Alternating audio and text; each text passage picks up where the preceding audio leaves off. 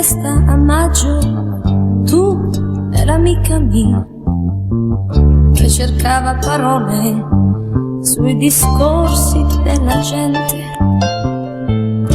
Eri bello da fare male, da restare stordita. Quella volta, quel primo giorno che ti ho visto per caso, amore.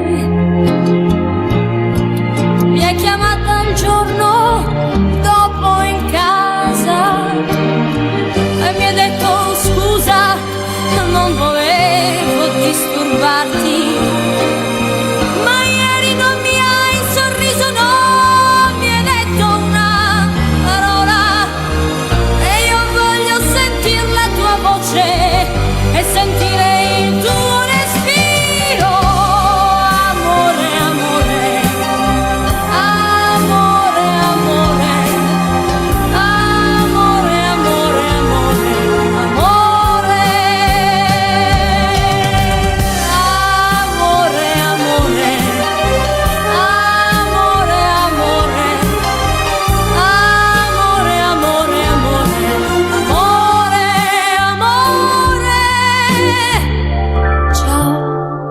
Da queste parti io guardavo lui, voi non vi conoscete, continuavo a guardare lui, lui che in quella serata bella di primavera si sentiva sicuro di non perdere mai.